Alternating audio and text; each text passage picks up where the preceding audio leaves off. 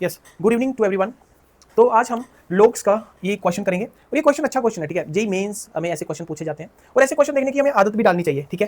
अब बच्चों को ऐसे क्वेश्चन से डर लगता है, बट ये क्वेश्चन करने बहुत ज्यादा मुश्किल नहीं होते, ठीक है। सबसे पहले हमें कॉन्सेप्ट क्लियर होना चाहिए, लोग्स की कुछ प्रॉपर्टीज हमें पता होनी चाहिए। Suppose n is an integer greater than 1 और an हमें ये दिया हुआ है। सबसे पहले मुझे ये पता है कि लोग को ना नीचे रहना पसंद नहीं है, तो ये ऊपर चला जाएगा। कैसे चला जाएगा, ठीक है। ये जो आर्गुमेंट और बेस है ना, ये आपस में एक्सचेंज हो जाते हैं। अगर कोई वैल्यू लोग डिनोमिनेटर में है बेटे, ये न्यूमिनेटर में जा सकता है, बट कैसे, बेस और आर्गुमेंट को एक्सचेंज करके। तो ये कैसे क्या बन जाएगा, log n और बेस में क्या आएगा 2002, ठीक है। हम इसको ऐसे लिख सकते हैं।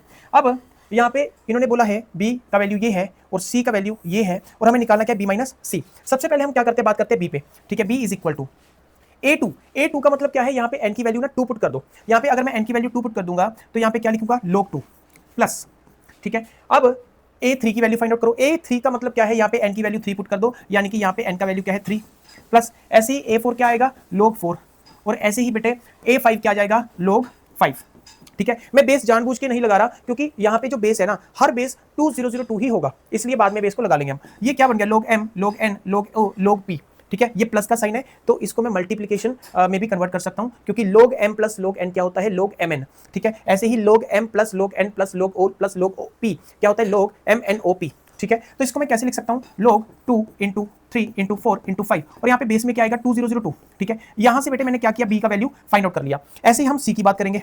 c में क्या दिया हुआ है a10 का मतलब क्या है, मुझे यहाँ पे n का वैल्यू 10 पुट करना है, ठीक है। यानी कि log 10 plus log 11 plus log 12 plus log 13 plus log 14, ठीक है जी। और यहाँ पे भी log m plus log n का फॉर्मूला लगाऊंगा log mn, ठीक है। यानी कि log 10 11 12 13 14, ओके। और यहाँ पे बेस में तो आपको पता ही है 2002 रहेगा, ठीक है जी। यहाँ पे ये c का वैल्यू आ गया बेटे। अब मुझे निकालना क्या है b माइनस सी। अब b माइनस सी क्या होगा, यानी कि इन दोनों का सब्ट्रैक्शन चाहिए मुझे। b माइनस सी क्या है, इन दोनों का माइनस, यानी कि log this minus log this. log m minus log n क्या होता है, log m upon log n। तो इसको मैं कैसे लिखूं, log m 2 into 3 into 4 into 5 upon log n, यानी कि ये वाली values 10 into 11 into 12 into 13 into 14 और बेटे बेस में 202 ही रहेगा, ठीक है जी। अब यहाँ पे बेस में तो 2002 ही रहेगा, इसको कट करो, 5 इंटू 2 10 4 इंटू 3 12, ठीक है। और यहाँ पे क्या बच गया 1 अपॉन 11 इंटू 13 इंटू 14, यानी कि 1 अपॉन, ठीक है जी। 13 इंटू 11 कितना हो गया 130, 143 इंटू 14 यानी कि 1 अपॉन 2002 आएगा, ठीक है जी। तो यहाँ पे क्या आ जाएगा 1 अपॉन 2002। अब मैं इसको बेटे कैसे लिख सकता हूँ, log 2002 की पावर -1 और बेस में तो आपको पता ही है 2002 आ जाएगा।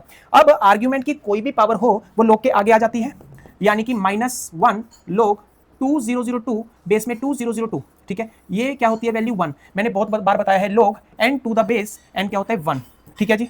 तो ये वैल्यू अगर 1 हो गई, -1 हमारा आंसर आ गया, यानी कि b माइनस सी क्या है बेटे -1, ठीक है जी। सो ये छोटा सा क्वेश्चन था, इजी है, ठीक है। अगर हम प्रैक्टिस करेंगे तो हम इन क्वेश्चन को बेहतरीन तरीकों से कर पाएंगे एग्जाम में, ठीक है। Thank you.